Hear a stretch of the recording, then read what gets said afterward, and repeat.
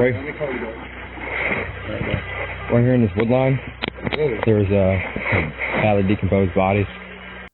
This was the moment before the investigators realized they were not just stepping into a crime scene, but into someone's spine-chilling nightmare. Okay. Yeah, very well may be a female. Yeah. The panties, it looks like panties. Yeah. She may have been a working girl, so to speak. Dancer or something.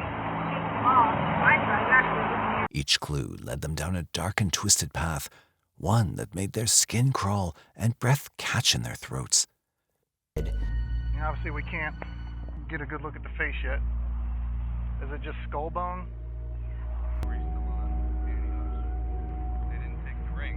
Nope. The more the investigators uncovered, the more uncomfortable the truth became. They soon realized it was the most disturbing case where the darkness did not end with death and that the horrors had only begun. It was 7:36 in the evening of April 7th, 2016, and a homeless woman had just called 911 in Pasco County, Florida. She was looking for cans, but had come across something she was never going to forget. So you basically ventured in the first time, got cans, came back out, went back in a little deeper, pulled those branches back and saw what you thought was a dead body. Did you immediately recognize it as a dead body? Look like white paint. Okay, no, didn't pan. Did you touch anything? No. Okay. Did you do anything at all out there other than touch the branch? And you came back out and you called us. The suspected area was around the woodland of Newport Ricci. Pasco County Sheriff Matthew Adamo was going to investigate the report. We think we're responding to a standard death investigation call. It was relayed to us as a dead homeless male in the woods. We arrive on scene. I activated my body-worn camera. Little did I know what I was walking into. The initial speculation was that it was a homeless altercation gone wrong, but the detectives soon realized that they were in the middle of something much more disturbing. If it's a GSW or... He's headless right at this point. Detectives interviewed the caller who claimed that a headless body of a man was beside a shopping mall next to a mobile home community. She ran back out immediately, and in doing so, she avoided contaminating the scene. After getting confirmation of the body in the wooded area, the investigative team divided into two. One was to secure the body, and the other one was to look out for evidence. And we were getting the video camera. Okay. We want to get the video. We want to ensure that we're locating any witnesses before they leave the area or forget what they saw. I'm going to go all these houses in this little trailer park here. Right. I'll even say back as a week, as far as a week and a half, 2 weeks, if you've seen anything. Right. And can you tell us a white male that bad? I would say it's a white male. Is he that far in decomp? Yeah. Okay.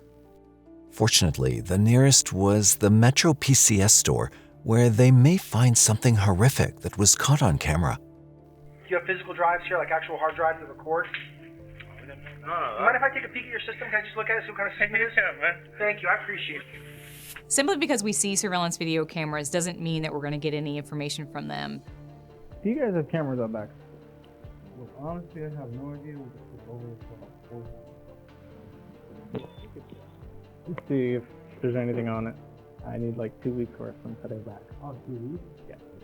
What was it? I didn't know.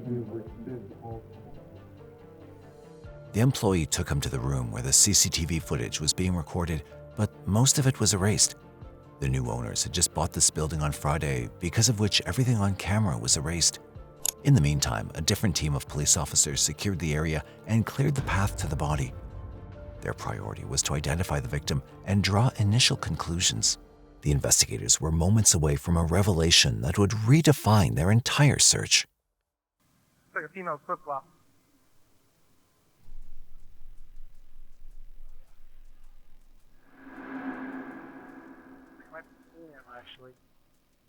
Walking in a little further, when I got closer to the body, he appeared to have some female clothing on.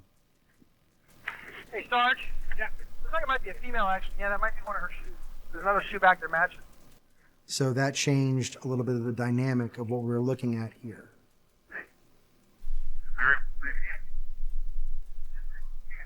And there's the other flip-flop just past her. As they realized the body belonged to a female, right away they had a hunch on who this person could have been. I wonder if body is missing female from Newport Richie. How long ago? Girl Peck, 2015. 21-year-old Brooklyn Peck was reported missing in October of 2015, just over a mile from the wooded area.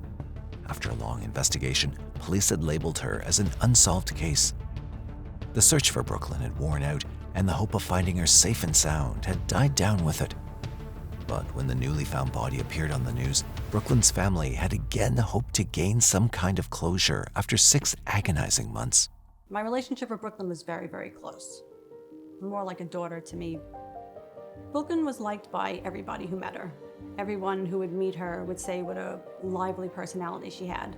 Even if she didn't have something, she would go out of her way to make sure that someone else had something. I have not met one person that had something negative to say about her. She was just genuinely loved by everybody. At the end of the day, what I would like to hear about Brooklyn's disappearance is just closure. If she was murdered, I'd like to know. I mean, you don't ever want to hear the worst, but hearing the worst is better than hearing nothing.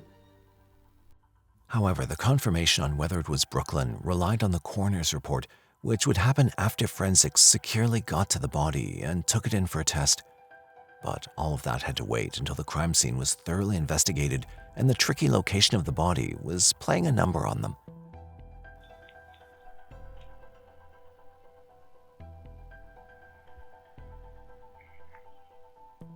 We're going to make a path, and then you guys will be able to come back.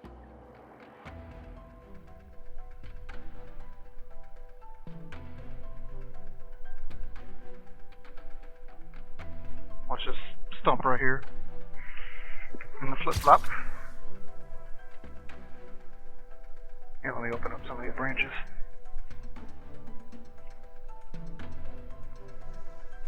I'm going to cut this branch, so if you could just hold it here in the event that it doesn't fall on the body.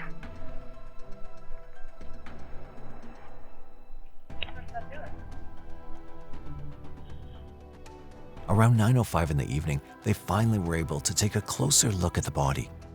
Little did the officers know, they were about to encounter one of the worst discoveries of their lifetimes. In this case, we believe that there was foul play involved. There was evidence of blunt force trauma to her head. Obviously, we can't get a good look at the face yet. Is it just skull bone? Her dress was pulled over her face. Her stockings were ripped. Looking at the position of the body, jewelry still on, pantyhose. They didn't take the ring, so Nope. it had nothing to do with that. Nope. Normally, if a body's found, one indication that they were robbed could be that they're not wearing any jewelry. Yep, this poor person's been out a while. The investigators noticed that she still had jewelry on, suggesting that it wasn't a robbery gone wrong. Her clothes were pulled over her face, and her face was brutally massacred to the point of being unrecognizable. The police also observed her ripped stockings, leading them to suspect that this crime scene was not just a dumping ground. This was the exact place the victim had lost her life. She was brought here and murdered. This was one of the more brutal scenes I had been to. To think that another human being would do this to a person and leave them without an identity or without any cause or care for that person was very disturbing. They knew one thing for sure. The investigation was not going to be easy. She got her toenails did and everything. See, like animals ate those toes off. There was some trash on the ground, and we had to decipher through what was evidence and what was not evidence. Early in the investigation, there were some difficulties that we faced, like we didn't have the decedent positively identified. We didn't have any suspects, any motives. We just knew that the suspect had several weeks of a head start on us. Whether it was Brooklyn or not, the victim had suffered the most horrible last moments. In fact, this would be the most horrifying case of SA the detectives had ever witnessed. She didn't place her dress over her head. She didn't position herself to where her legs were in a V shape. Her legs were posed in a manner that's consistent with a sexual battery. That's interesting, the way the pantyhose or whatever ripped. Yep.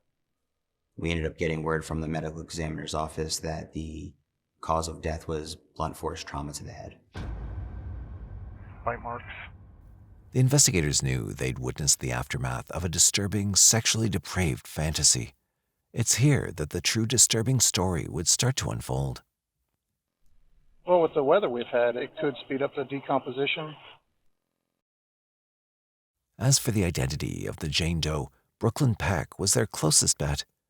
While the body was processed for forensic analysis, the detectives poured themselves deep into Brooklyn's case file.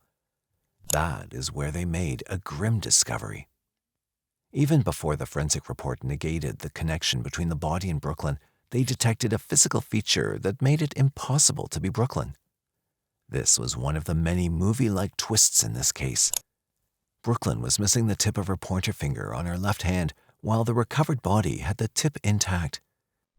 At this point, we realized that the decedent was not Brooklyn Peck. When we heard that this wasn't Brooklyn, we had a whole different range of emotions.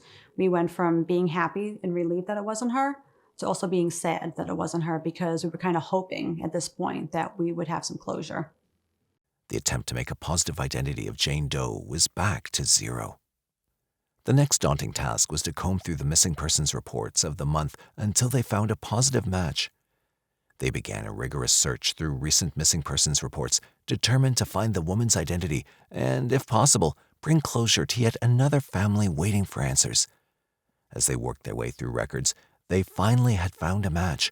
A woman reported missing only weeks prior who bore a striking resemblance to the body they'd recovered. Not unlike her to disappear for a few days, but it is unusual not to hear from her. This week, they filed a missing persons report with the Maine State Police, who say they have notified authorities down in Florida. With this identification, the detectives realized they were beginning a new investigation altogether. The body belonged to 52-year-old Judith Therianos. This grandmother had been missing for over a month now, and her family was just as desperate as Brooklyn's. They knew that uncovering what happened to this woman would require a delicate balance of forensic precision and unyielding determination, and perhaps a little luck. While Brooklyn's case remained open, their focus now shifted to unraveling the truth behind Judith's horrible fate. Judy and I took a road trip down to Florida to visit our friend who had cancer. She stayed behind to take care of her, and I returned back to Maine. Judy and I got referred to as mother and daughter because our age difference is about 20 years, but that didn't stop us. Our friendship was more like soul sisters. Judith was not a resident of Newport Richey. She was merely a visitor. She traveled there with a friend to see another friend who was battling cancer. Tragically, she never returned home. I was leaving to go north, and I said, be careful and don't be stupid. That, just watch your back. The medical examiner's office was able to get a fingerprint from the deceased person, and they were able to determine that our deceased was Judith Therianos. When detectives finally identified Judith, we separated into groups. A few detectives went to locate her last known whereabouts, and a couple of us went to a convenience store to obtain video. We concentrated on a convenience store and several other businesses in the area. They also gained a crucial lead from the CCTV footage gathered from the area, breathing life back into the case. The first surveillance video that we located was her purchasing alcohol in a convenience store nearby an area that she was known to frequent. In the surveillance video footage, we observed Judith purchasing her items. At the time, she was seen accompanied by another person. The footage showed her buying alcohol at a nearby convenience store while accompanied by an unidentified man. And with that, the police now had a suspect to follow. A suspect that potentially held the answers to this perplexing mystery. When we located the surveillance video of Judith in the convenience store with the male, we didn't know if he was responsible for her death or if he was another just acquaintance of her. Maybe he can assist us with the investigation. Identifying this man became the top priority as he was the last person seen with Judith. Unfortunately, DNA evidence collected from the crime scene yielded no matches in the system, meaning he wasn't registered. The detective's only option was to canvass the neighborhood. Equipped with nothing but a description and photo of the man, they returned to the trailer park, knocking on as many doors as possible in the hope that someone could recognize their primary suspect. I guess I'll start out with you first. We're conducting a death investigation. Right here in this wood line, there's a badly decomposed body that was just found. Is that what the fuck was stinking back there? I'm telling you, I fucking smell some bad shit back there. Okay. No, it's probably the dead body. It looks to be about 2 weeks old. A white male, and he's got a red shopping cart next to him. Have you seen anything in the past 2 weeks? About 3 weeks ago, I seen there was a white male back there. He had brought like food and shit like that in the shopping cart, and I left him alone because, you know. Did you look homeless? Yeah. Have you seen anything in the past 2 weeks? Heard anything in the past 2 weeks? No. Everyone gave vague descriptions indicating either that they didn't know what happened or they didn't want to talk to the police. The closest they got was to a man named Grizzly, who not only had information, but also evidence. We received information that there was a man named Grizzly who lived nearby in a mobile home park, that he had known Judith. So we had gone to speak with him to see if he had any kind of information that could assist with this investigation. Come on in. Here's my messy hat. That's all right. I'm a bachelor. Me too. All right. And I figured I better do the right thing. Right? Thank you. Because I don't want to be known as a... I get it. We understand. He had information that went beyond simple hearsay and even presented them with tangible evidence. He told the police that he barely knew the man, but gave him a shelter to stay for a couple of days. Short hair, brush cut type of deal. He also informed the detectives that this man had left behind his bag. But these are the clothes that were under the bed in this bag. Okay. When we collected those items, we examined them, and we believed that it was the same shirt and the same backpack that was in the surveillance video at the convenience store while she was with the man. Grizzly's revelation was a crucial break in the case, as it directly tied the suspect's attire to the scene. However, Grizzly's knowledge came to an abrupt halt there.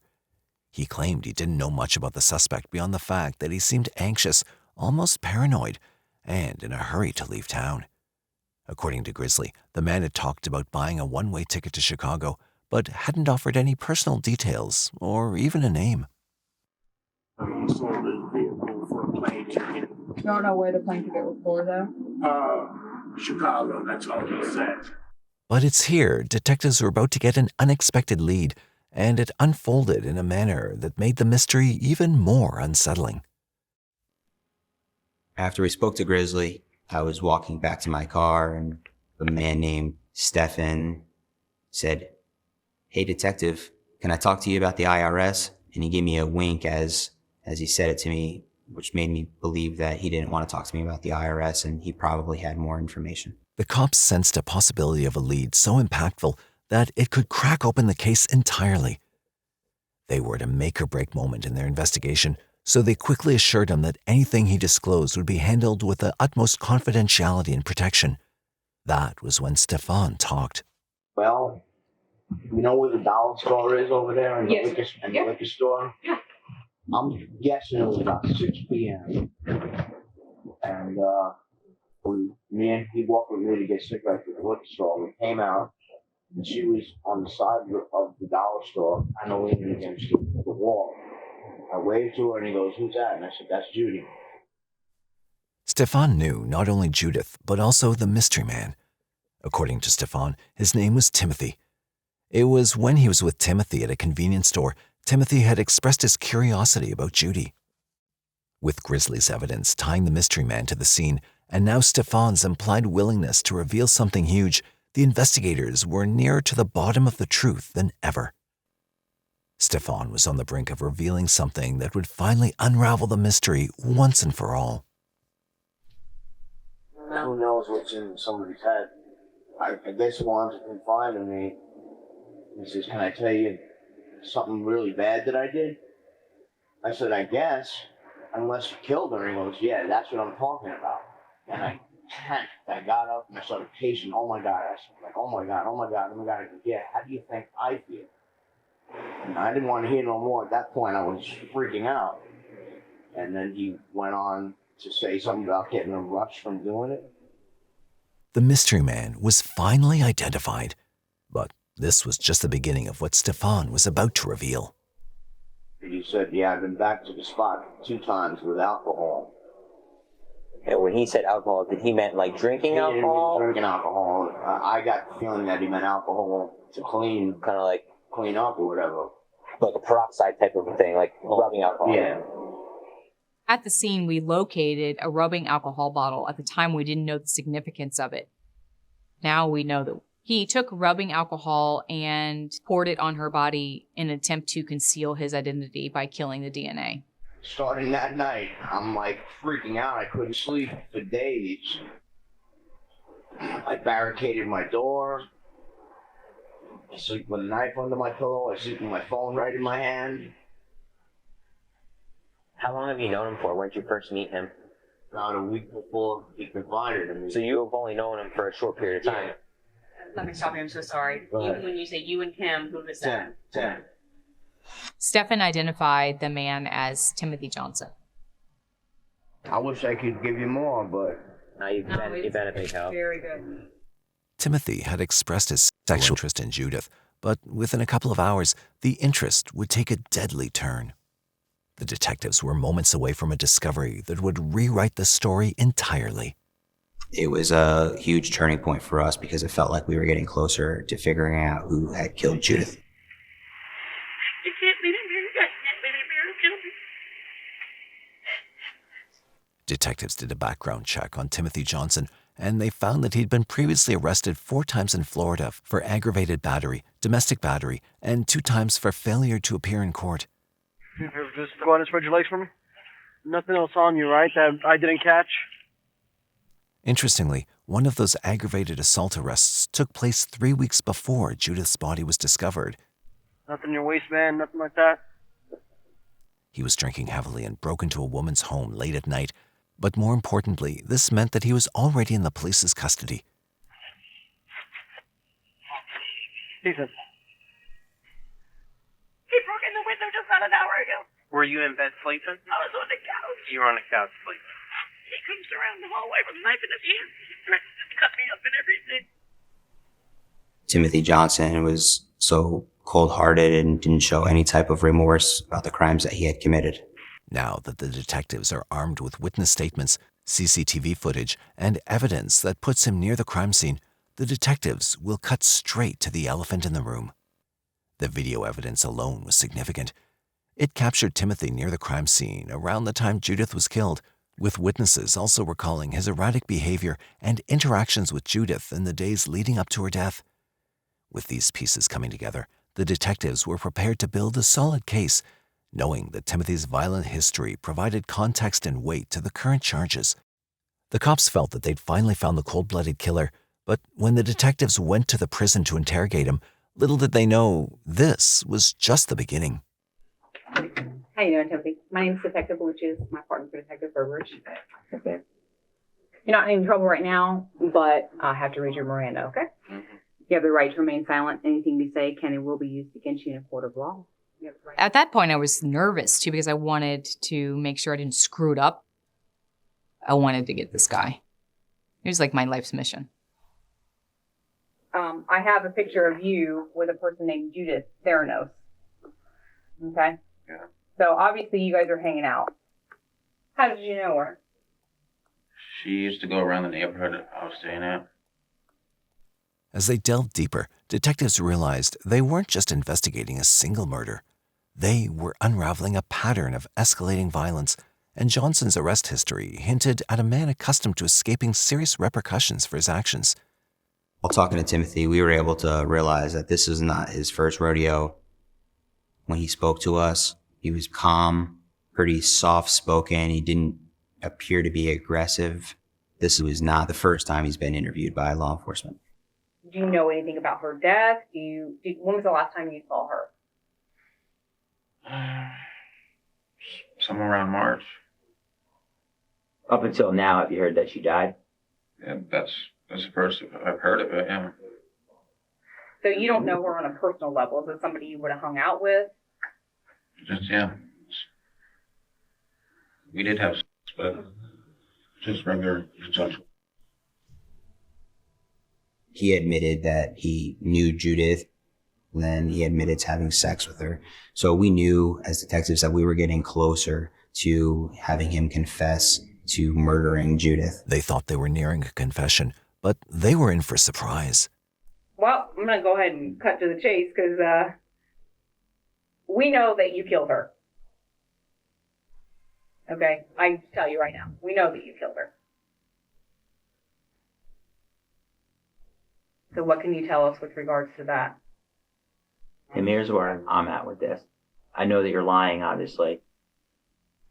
We're trying to give you the opportunity to explain what happened, why it happened.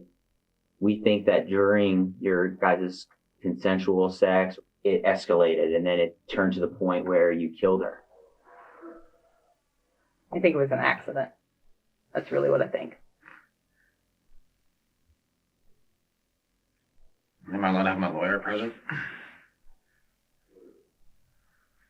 If you want to, sure. It wasn't until after he was charged with first-degree murder, formally booked, and placed within the prison walls that he finally confessed to his actions, but not to the investigators. Instead, he talked to another prisoner. We were sitting down talking, and he told me he was having sex with her. Okay. She wanted him to stop. He didn't want to stop. He said he choked her. The informant was able to provide us with specific details. She passed out. He said at that point he got scared. He pulled her shirt over her head. He hit her with some kind of board. He knew where it happened. He was able to provide us information that he had sex with her near a dumpster and that he left her body in the wooded area. After suffocating her to death and bashing her face in, he left to a place that could make anyone's skin crawl.